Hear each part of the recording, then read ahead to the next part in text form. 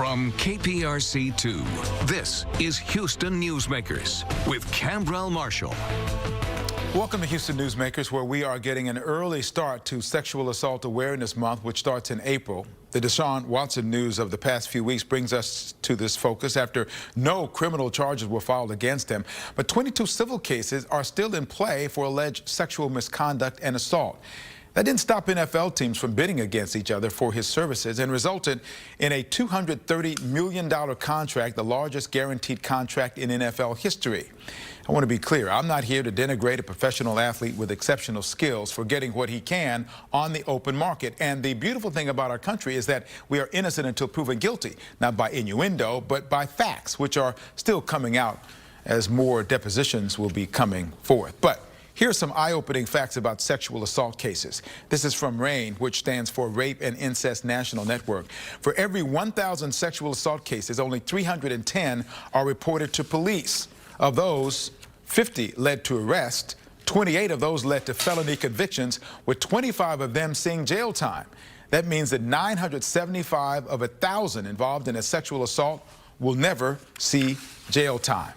My guests this morning know those statistics all too well. Emily Dawn Whitehurst is the president and CEO of the Houston Area Women's Center. Leticia Manzano is the Sexual Assault Services Manager at that center. Good morning to you both. You heard those statistics. What do you think they represent? Is it something that, is the legal system not taking it seriously? Are there too many other kind of cases? What do you think those statistics represent? I think those statistics represent a number of things. One is there is inordinate still shame and stigma associated with sexual assault. And so, you know, you saw a huge drop-off between the 1,000 people that experience sexual assault and the only 300 that are reported. So right there is a major concern. And we do a lot of work at the Houston Area Women's Center to try and destigmatize assault and make sure people know that it's not your fault, you're not alone, and that whatever happened to you does not define you. What I also want to make sure people remember is that the sexual assault is often perpetrated by people that people know. And so it can be extremely complicated to bring those accusations forth. It can have dramatic consequences for one's daily life. It's not the stranger danger story. That happens for sure, but it is often embedded in a complex set of relationships that make reporting very difficult at times. Leticia, what's your role as the Sexual Assault Services Manager there? And talk about what some of your frustrations that you may see on a day-to-day basis from the women who come to you. Sure. So I have a dual role. One is supervision, so supervising some of the counselors who provide services. And because we have such a great need, I also provide direct services. So I facilitate support groups for survivors, and I also provide individual counseling. I do the initial assessments. We call them intakes, so when a person calls for an appointment. So I want to get to that. So the fragility of people who come to you. Talk about what you see when they come to you. I can only imagine the sense of lostness, if that's the right word, just not knowing which way to go. Talk about a little bit of that. So I think one of the things that the general public doesn't know is what the impact is on someone who is a sexual assault survivor. I'm going to mention right now something that people really don't know. There's an economic impact. You know, people don't think about rental assistance for sexual assault survivors. They don't think about food or gas money, because one of the things that could happen is that they don't want to go to work, the depression, or many times they've been sexually assaulted by someone at work. And so that's just one impact, but the emotional impact is great. Post-traumatic stress disorder, having nightmares, having anxiety, not being able to trust people, you know, the unwanted memories that come in and flood their system, and just have them not be able to function. There's a lot that goes on, and that's why the Houston Area Women's Center has been so critical on the front lines of this. You see all of that when it comes in. 40 years anniversary.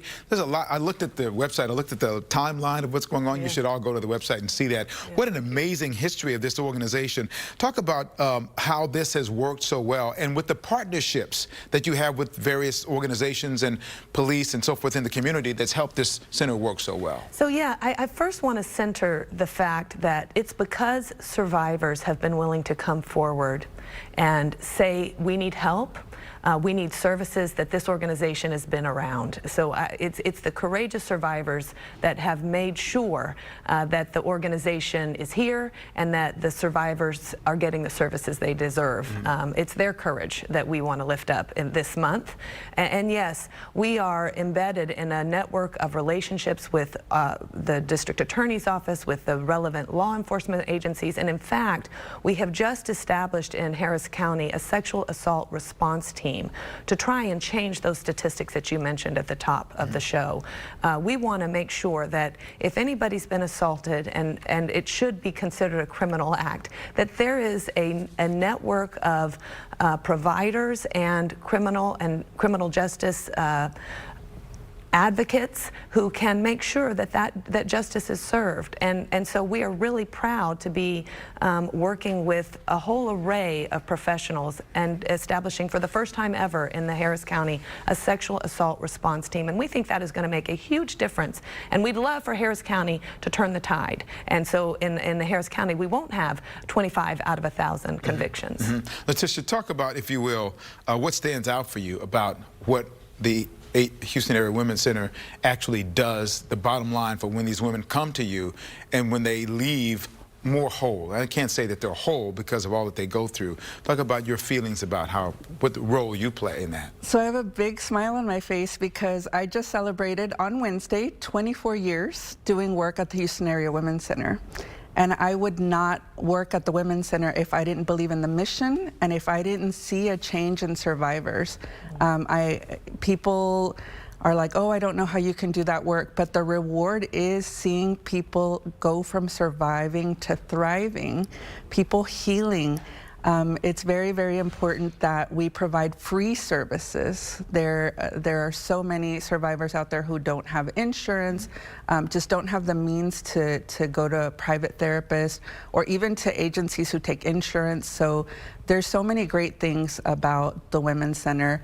And again, I wouldn't do the work if it didn't work. But we want to continue to talk about this. We have Houston Newsmakers Extra. We're going to continue our conversation. It's very important information. We're going to bring a lot more information to you, so I hope you'll go to the Newsmakers page on clicktohouston.com and continue that conversation. Emily, thank you so much. Letitia, thank you for what you do, and congratulations on 40, and you on almost half a century. I mean, quarter of a century. You're something else here. Thank you so much.